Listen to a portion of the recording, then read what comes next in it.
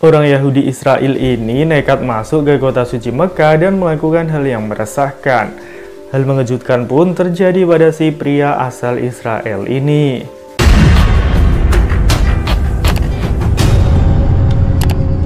Apa jadinya ya jika ada orang Yahudi Israel masuk ke kota suci Mekah?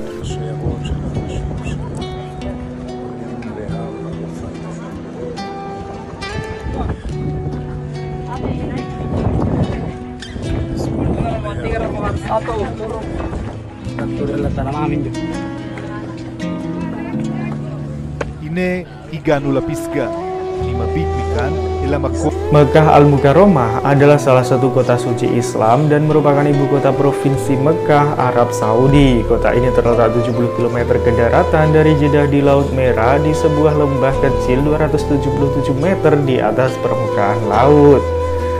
Populasi kota Mekah tercatat berjumlah 1,5 juta jiwa pada tahun 2015. Sementara para peziarah yang berdatangan ke kota suci Mekah berjumlah 3 kali lipat dari penduduk setempat selama ibadah haji setiap bulan Zulhijjah. Mekah merupakan tempat lahir Nabi Muhammad SAW. Di kota suci inilah Rasulullah tumbuh besar dan diangkat menjadi Rasul. Kota suci Mekah ini sangat dihormati oleh umat Islam, maka orang non-muslim pun dilarang memasuki kota suci ini. Namun bagaimana jika ada orang Yahudi dari Israel yang sengaja masuk ke dalam kota suci Mekah?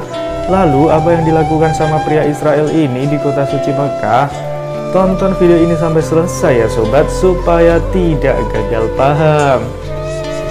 Pria ini bernama Gil Tamari, seorang jurnalis Yahudi berkebangsaan Israel yang ketahuan masuk Mekah dan melakukan hal mengejutkan di sana. Ya, dengan santainya, Gil Tamari malah ngevlog selama berada di kota suci itu. Gil Tamari adalah seorang jurnalis untuk televisi Israel. Di akun Twitternya, Tamari mendeskripsikan dirinya sebagai Chief International News Editor and Commentator News 13 Israel. Tentu saja aksi Gil Tamari mengunjungi kota suci Mekah di Arab Saudi ini pun membuat heboh. Padahal sudah jelas ada larangan bahwa dilarang berkunjung ke Mekah bagi mereka yang non-muslim. Dan ya, Gil Tamari ini memang adalah seorang Yahudi. Nah, selama berkunjung ke Mekah, Tamari mengabadikan setiap momennya dengan merekam video. Dalam video vlog itu terlihat Tamari tengah berkendara di bawah gerbang ikonik Mekah dan melewati Masjidil Haram, tempat Ka'bah berlokasi. Selama di Mekah, Tamari berpergian naik mobil. Namun wajah pengemudi dalam video itu diburamkan. Tamari juga terlihat di Gurun Arafat sekitar 15 km dari Mekah, tempat umat Islam berkumpul selama menjalankan ibadah haji. Lewat akun Twitternya, Gil Tamari meminta maaf. Kunjungannya ke Mekah tidak bermaksud menyinggung dan membuat umat Islam marah. Peringatan, saya ingin menegaskan kembali bahwa kunjungan ke Mekah ini tidak dimaksudkan untuk menyinggung umat Islam atau orang lain. Jika ada yang tersinggung dengan video ini, saya mohon maaf yang sebesar-besarnya. Tweet Tamari di akun Twitternya. Tamari menyebut tujuan dia ngevlog adalah untuk menunjukkan betapa pentingnya Mekah dan untuk menunjukkan indahnya toleransi beragama. Tujuan dari seluruh upaya ini adalah untuk menunjukkan pentingnya Mekah dan keindahan agama ini, dan dengan demikian akan menumbuhkan lebih banyak toleransi dan inklusi beragama, imbuh Tamari. Tamari berdalih apa yang dilakukannya adalah bentuk dari kerja jurnalistik. Dia ingin menunjukkan pentingnya Mekah bagi umat Islam.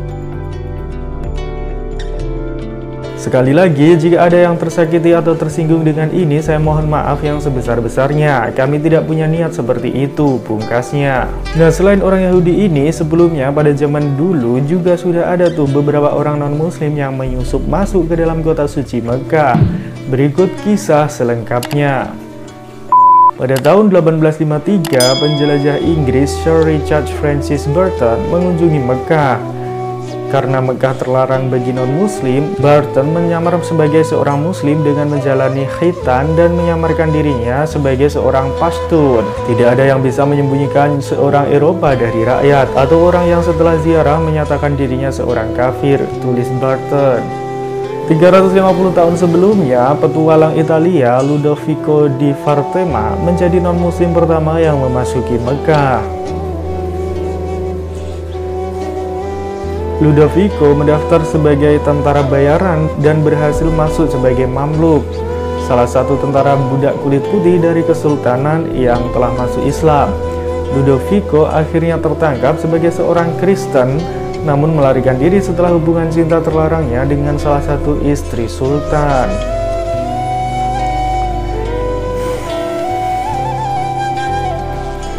Orang Kristen lainnya juga mengunjungi Mekah dengan menyamar sebagai Muslim adalah Joseph Pitt, seorang petugas kabin kapal asal Inggris.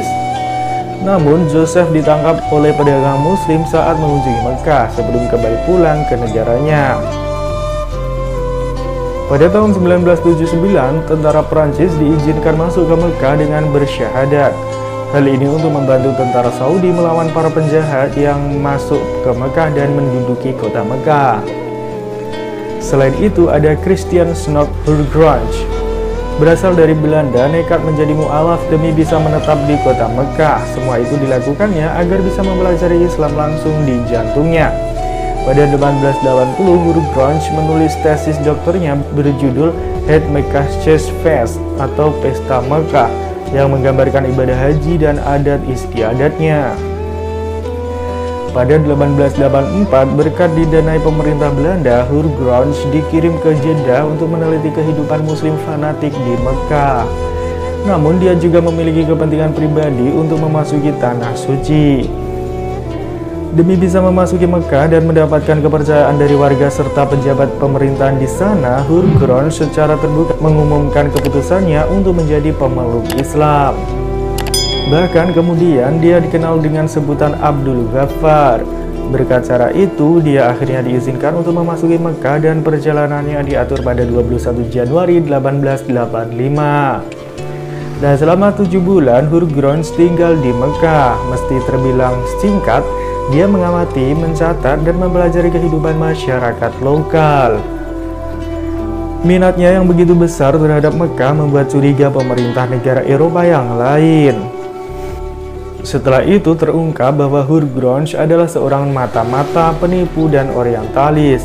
Tak lama usai menikahi wanita Ethiopia, dia dideportasi dari Arab Saudi atas permintaan pemerintah Prancis yang menuduhnya telah mencuri batu Taima.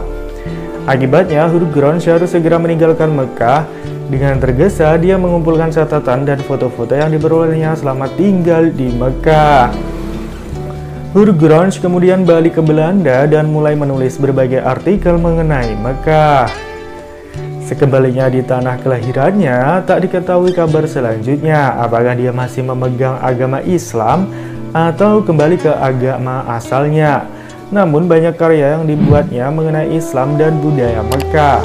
Mungkin karena itu pula hubungan dia dengan petinggi Arab Saudi bisa terjalin baik.